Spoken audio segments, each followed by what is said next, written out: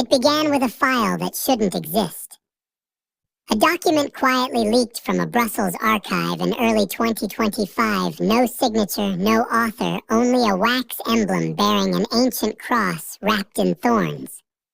Inside, a prophecy written in medieval Latin foretold the return of a royal bloodline once thought extinguished. The Merovingians, the long-haired kings who claimed descent from heaven itself.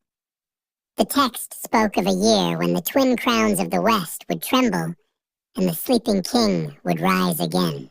Strange timing, considering Europe was already cracking under its own weight, torn by unrest, disillusionment, and something far older than politics. So you pause uncertain if this is madness or memory.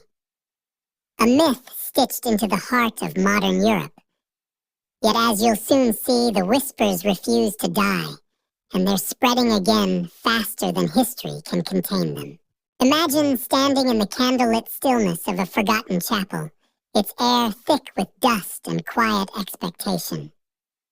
Somewhere in the darkness, beneath layers of stone and centuries, a secret has been waiting patient, unbroken, and inconveniently alive.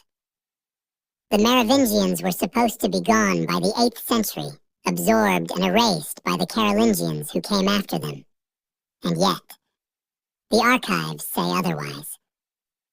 In 2025, a coded reference appears in a Vatican index. A genetic anomaly is reported in an exhumed royal crypt, and a forgotten manuscript resurfaces in southern France. Coincidence or choreography? The deeper you go, the less accidental it feels. History, as always, is written by survivors. But what happens when the story's survivors never left, only learned how to hide? That's where this trail begins. Before we venture further into the shadows, take a moment to subscribe so you never miss a secret that history has tried to forget. You begin in the mists of the 5th century, when Europe was less a continent and more a wound still healing from the fall of Rome. In that chaos, a dynasty emerged, wild-haired warriors from the forests of Gaul, who would later call themselves the Merovingians. They were not born in palaces, but among battlefields and rivers, in a world where Christianity was still new and pagan gods had not yet gone silent. Their founder, Clovis the Thegoiners, stood at the crossroads of faith and power. When he converted to Christianity around 496 AD, the bishops called it divine destiny, the chroniclers called it salvation, and his rivals called it strategy. You can almost imagine the water dripping from his hair as he rose from baptism. A king remade his sword, now sanctified his rule, sealed not by conquest, but by the church's blessing. That was the beginning of Europe as we know it, though no one realized it at the time. The Merovingians weren't just rulers. They were the prototype for the sacred monarchy kings, chosen not merely by blood, but by heaven's will. Chroniclers whispered that their long hair wasn't vanity, but a symbol of divine power, a mark that set them apart. To cut it was to strip away their right to rule. It's a small detail almost laughable to modern eyes, but history is full of tiny symbols that outlast empires. Their courts were strange mixtures of barbarian vigor and Roman decorum. They minted coins, signed treaties, built monasteries, and warred with an enthusiasm that only those blessed by both God and ambition could muster. The capital of their power, at first Soissons and later Paris, grew into something half mystical, a city guarded by relics and ruled by bloodlines claiming descent from a sea creature, a Kinotaur said to have fathered their ancestor, Merovech. Even now, you can feel the legend twitching beneath the surface of myth and genealogy like a heartbeat that refuses to stop. Clovis's descendants spread across Gaul like roots through stone. They were kings and queens, saints and sinners. Dagobert, Sigebert Chilperic. Their names echo faintly in forgotten cathedrals. Yet, as the centuries rolled on, the line began to fracture. The real power drifted into the hands of palace stewards, known as mayors of the palace technocrats, before the word existed. One of them, a man named Charles Martel, grandfather to Charlemagne, would quietly end the age of the long-haired kings. And yet, the end wasn't as clean as textbooks suggest.